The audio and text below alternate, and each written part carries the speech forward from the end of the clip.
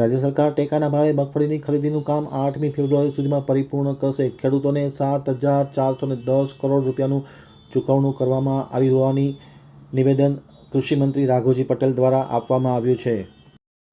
Gandhinagar આમતક news બ્યુરોમાંથી જે.કે. પટેલનો એક વિસ્તૃત અહેવાલ.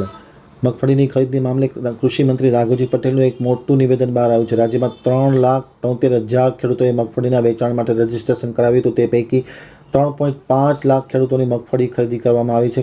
ખેડૂતોની 10 લાખ મેટ્રિક ટનની ખરીદી કરવામાં આવી છે. ખેડૂતોને 7,410 કરોડ રૂપિયાનું ચૂકવણું પણ કરી દેવામાં આવ્યું છે. આગામી 8મી ફેબ્રુઆરી સુધીમાં તમામ મગફળીની ખરીદી પરિપૂર્ણ થશે તેવી જાહેરાત આજે રાઘોજી પટેલે કૃષિમંત્રીએ પત્રકારો સાથેની વાતચીતમાં કરી હતી. અને ખાસ કરીને જે ટેકાના ભાવથી ખરીદી કરવામાં આવી છે તેને લઈને ખેડૂતોને વ્યાપક ફાયદો થયો છે તેવી વાત પણ તેમણે કરી હતી.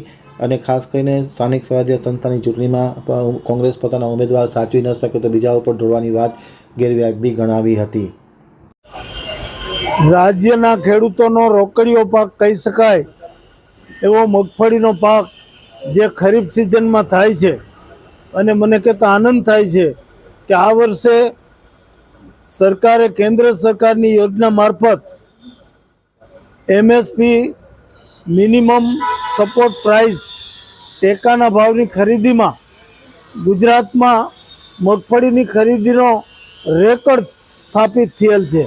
અત્યાર સુધીમાં ખેડૂતોએ 3,73,433 જેટલા ખેડૂતોએ પોતાની મગફળી ટેકાના ભાવે વેચવા માટે ઓનલાઈનથી સરકારમાં રજીસ્ટ્રેશન કરાવેલું હતું.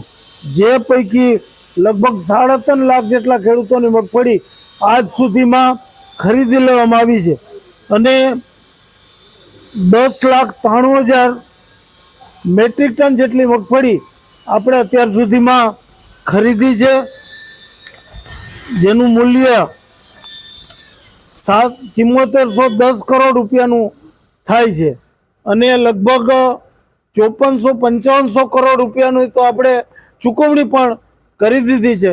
અને આવતી 8 તારીખથી આ ખરીદી તમામ રીતે એની કાર્યવાહી પૂર્ણ કરી લેવામાં આવશે. તમામ નોંધાયેલા ખેડૂતોની મગફળી રાજ્ય સરકાર ટેકાના ભાવથી ખરીદી લેશે.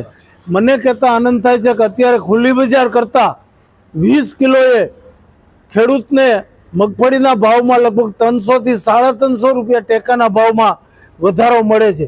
જેના પરિણામે એક ખેડૂત દીઠ 200 મણ મગફળી લેવાનો જે સરકારનો નિર્ણય છે એના પરિણામે પ્રત્યેક ખેડૂત ખાતેદારને અત્યારની બજાર કિંમત મુજબ 60,000થી લઈને 70,000 રૂપિયા જેટલો 200 મણ મગફળીના વેચાણમાં ફાયદો થાય છે. જેનાથી રાજ્યના ખેડૂતોને ખૂબ મોટો આર્થિક ફાયદો થયો છે અને આપણા યશસ્વી વડાપ્રધાન નરેન્દ્રભાઈ મોદીના ખેડૂતોની આવક વધારવા માટેના અને એને પોષણક્ષમ ભાવો આપવા માટેનો જે સંકલ્પ છે એ સંકલ્પને આનાથી ખૂબ બળ મળે છે.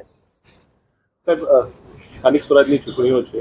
કોંગ્રેસ ગઈકાલે આક્ષેપ કર્યો છે કે સત્તા પક્ષે ધાકધમકીઓ આપી છે અને એના કારણે અનેક ઉમેદવારો જે છે તેમને પોતાના ફોર્મ પરત થયા છે, તેમના પરિવારોને ધમકી આપી. હું આ આક્ષેપને નકારું છું. લોકશાહીમાં દરેકને લડવાની છૂટ છે.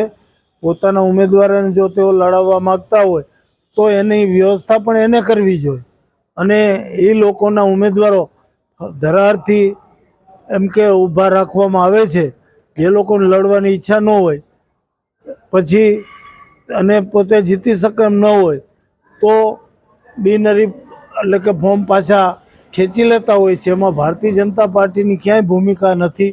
એની ઈચ્છાથી ફોર્મ પાછા ખેંચતા હોય છે અને મને કહેતા આનંદ થાય છે કે આ વખતની ચૂંટણીમાં ભારતીય જનતા પાર્ટીને રેકોર્ડ બ્રેક વિજય મળવાનો છે સ્થાનિક સ્વરાજ્યની આ પેટા ચૂંટણીઓમાં. અને એવું વાતાવરણ સમગ્ર ગુજરાતમાં છે.